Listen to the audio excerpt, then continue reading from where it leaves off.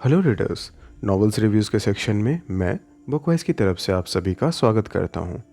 हम Booker price 2024 के short listed सारी बुक्स की रिव्यू कर रहे हैं। इस सेक्शन में हमने 3 आउट ऑफ 6 बुक्स की रिव्यू की है और वो चैनल में ऑलरेडी अपलोडेड है। आज मैं हिस्टोरिकल फिक्शन जॉनरा से एन माइकल्स की 2023 में पब्लिश्ड बुक हेल्ड की रिव्यू करूँगा।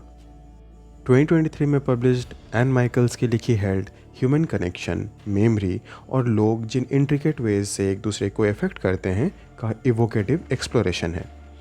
एन माइकल्स अपनी पोएटिक लैंग्वेज और प्रोफाउंड इनसाइट्स के लिए नोन है।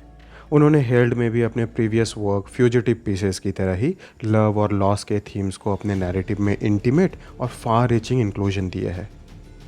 बात करते हैं प्लॉट और स्ट्रक्चर की। हेल्ड में लव, लॉस और शेयर्ड मेमोरीज से कनेक्टेड कैरेक्टर्स के इंटरवाइंड लाइव्स को हाईलाइट किया गया है।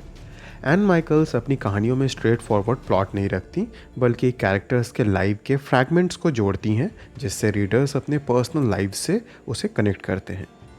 स्टोरी नॉन लीनियर फैशन में आगे बढ़ती है, जो अलग अलग टाइम्स और प्लेसेस से होकर लिखी गई है। ये मेमोरी ऑपरेशन को रिफ्लेक्ट करती है, जो स्ट्रेट लाइन में नहीं बल्कि पास्ट और प्रेजेंट मोमेंट्स के कंटिन्यूअस इंटरप्ले से बुनी हुई है। बात करते हैं सेंट्रल थीम की, तो बेसिकली ये 3 रफ पैचेस से गुजरती है। पहली ह्यूमन कनेक्शन और आइसोलेशन है। हेल्ड की कहानी में आप देखते हैं कि कैसे रिलेशनशिप्स लोगों की पर्सनालिटी को शेप करती है। माइकल्स ने लव को न केवल एक यूनिफाइंग फोर्स की तरह बल्कि एक ऐसे एलिमेंट की तरह बताई है जो स्ट्रेंथ और वल्नरेबिलिटी दोनों क्रिएट करते हैं। हर एक कैरेक्टर स्टोरी में मोमेंट्स ऑफ प्रोफाउंड कनेक्शन और आइसोलेशन दोनों को इक्वली एक्सपीरियंस करते हैं, जिसे हम आसान शब्द में कह सकते हैं कि आइडिया ऑफ लव, एब्सेंस और प्रेजेंस दोनों से एसोसिएटेड होती है। दूसरी थीम मेमोरी और लेगेसी है। माइकल्स ने स्टोरी में एक यूनिक एलिमेंट डाला है। उन्होंने दिखाया है कि इंडिविजुअल्स मेमोरीज होल्ड करते हैं और ये मेमोरीज उन्हें कंफर्ट और हॉन्ट दोनों करती है। कैरेक्टर्स रिलायबिलिटी ऑफ मेमोरी और उनके रिकलेक्शन जो समय समय में ऑल्टर हुए हैं या फिर इमोशंस या ट्रॉमा से मूव्ड हैं, उन पर क्वेश्चन रेज करती हैं। मेमोरीज लेगेसीज प्रिजर्व करने की एक मीन है। कैरेक्टर्स एक दूसरे की हिस्ट्रीज में इंटरवीव होते हैं। माइकल्स ने शो किया है कि लोग अपनी ज़िंदगी के साथ उनकी ज़िंदगी भी जीते हैं जिन्होंने किसी भी वे में उनकी लाइफ को इफ़ेक्ट किया है। थर्ड थीम ग्रीफ और हीलिंग है। जिस तरह से स्टोरी में कैरेक्टर्स लॉस नेविगेट करते हैं, माइकल्स बताती हैं कि ग्रीफ अलग अलग लोगों के लिए अलग अलग तरीके से सर्व होती हैं। हेल्ड में ग्रीफ को ओवरकम करने से नहीं बताया गया है, बल्कि ग्रीफ को इंटीग्रेट करते हुए लाइफ जीना बताया गया है। इस जर्नी से माइकल्स बताती हैं कि हीलिंग का मतलब भूलना नहीं होता। हम अपने ग्रीफ से तभी बाहर आ सकते हैं जब हम उन्हें ऑनर करें जो हमसे दूर हैं या खो चुके हैं।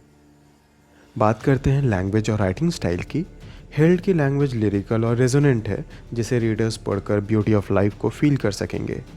एन माइकल्स मेटाफॉर्स और नेचर इवोकेटिव सिंबल्स यूज़ करती हैं, जैसे वाटर, लाइट और अर्थ। ये एलिमेंट्स एक ऐसा एटमॉस्फेयर क्रिएट करती है जो टाइमलेस और नेचुरल वर्ल्ड से ग्राउंडेड सी लगती है।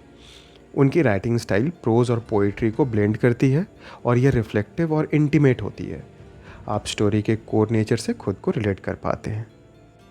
हेल्ड में एन माइकल्स की writing style, evocative prose, character development, set of emotions, inner meaning, philosophical understanding और कोर एंटाइटलमेंट, जिससे सभी एज ग्रुप के रीडर्स रिलेट कर पाएंगे, इसकी एक्स फैक्टर है और इसे मैं रेट करना चाहूँगा 4 आउट ऑफ 5।